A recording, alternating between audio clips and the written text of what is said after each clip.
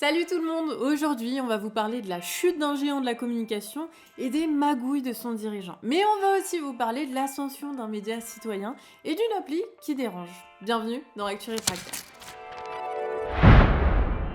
Allez, pas plus de suspense. Aujourd'hui, on vous parle de l'effondrement de SFR, le géant de la téléphonie et d'Internet, qui s'apprête à être acheté. Le 7 avril 2014, le milliardaire Drahi rachète SFR au milliardaire Bolloré. Et il faut se le dire, la situation est déjà calamiteuse. Et en réponse, la gestion de Drahi est brutale. La direction supprime des milliers d'emplois chaque année, elle force la baisse des tarifs des fournisseurs, elle met sous pression les sous-traitants. Et tout ça couplé à un démarchage téléphonique agressif qu'elle délocalise au Maghreb et au Portugal. L'entreprise complexifie aussi la résiliation pour empêcher les clients de partir, parce que ce sont des centaines de milliers de clients qui se désabonnent chaque année. Alors Drahi va mettre en place des entourloupes pour récupérer de l'argent, avec SFR Press, en cumulant des retards de paiement, des manipulations fiscales en Suisse, ou carrément de la corruption mise en place par le numéro 2 du groupe Altis, révélé en 2023. Bon, rien n'y fait, le trou financier se creuse et devient un véritable abîme. C'est bien qu'aujourd'hui, la dette de Drahi est de plusieurs dizaines de milliards d'euros.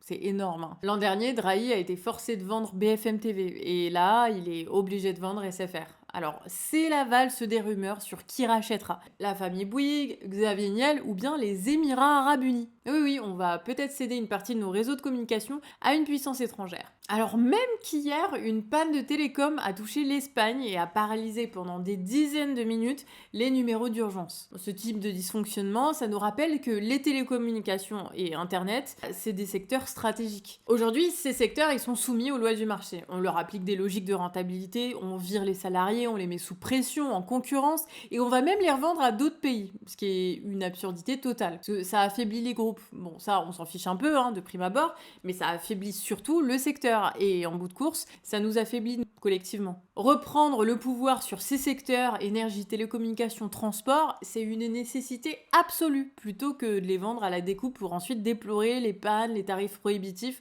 ou la détérioration des services. Surtout qu'avec les conflits qui se multiplient dans le monde, les opérations de sabotage ont déjà lieu, et c'est d'autant plus simple que les secteurs sont fragiles. Allez, maintenant on va vous parler d'un média indépendant qui est d'utilité publique. Et ce média, c'est Blockout Radio. Et oui, une radio qui est issue de la longue histoire des radios citoyennes qui ont émergé dans les quartiers. Aujourd'hui, ce média, il est animé par Aboubacar Sakanoko et son équipe est totalement bénévole. Et le but, c'est toujours de rendre visible l'invisible. Par exemple, dans l'émission Disons-nous les choses, Aboubacar reçoit des invités du monde associatif, militant, artistique, entrepreneurial et plus largement, tous les habitants des quartiers qui sont témoins de l'époque. Mais pour continuer à le faire en toute indépendance, ils ont besoin de nous.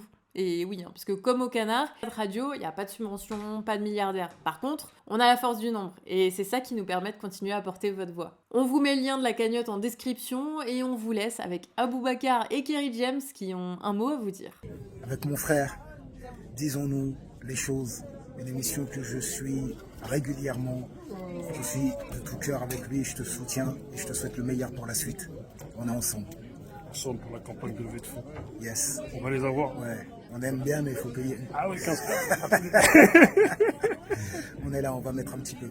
Une appli pour esquiver les contrôleurs dans le métro, c'était ça. Aka. Tu ouvres l'appli, tu vois où sont les contrôleurs, tu changes de quai et tu passes tranquille. Créée par un jeune développeur parisien, Aka a cartonné. 130 000 téléchargements en quelques semaines. Évidemment, Valérie Pécresse a pété un câble. Elle a tout fait pour la faire interdire. Résultat, l'appli a été supprimée des stores en janvier 2025 et le créateur, Sid Ahmed Mekish, a été arrêté. Aujourd'hui, Aka n'est plus disponible officiellement et son site affiche carrément un message de la police judiciaire. Mais la vraie question, c'est pourquoi une appli comme ça a eu autant de succès ? Faut le dire, un ticket de métro, ça coûte 2,15 € maintenant. Un pass Navigo, plus de 89 balles. Et tout augmente, loyer, bouffe, énergie. Pour plein de gens, frauder, c'est une question de survie. Et le créateur d'Aka l'explique lui-même. Il dit « Je voulais rendre la fraude plus accessible. Parce qu'aujourd'hui, même se déplacer est devenu un luxe. On criminalise ceux qui n'ont pas les moyens, mais jamais ceux qui organisent l'asphyxie sociale. » Bien dit, non ? Et voilà, c'est tout pour aujourd'hui. Alors, n'hésitez pas à mettre des commentaires pour remercier Déby, Émeric et Nico qui étaient à l'écriture, le monteur des coloniales au montage, et puis moi, la Mimia, et Betty à la diffusion. Si vous avez aimé la vidéo, n'hésitez pas à la liker, et puis on se retrouve demain pour une prochaine vidéo. Ciao!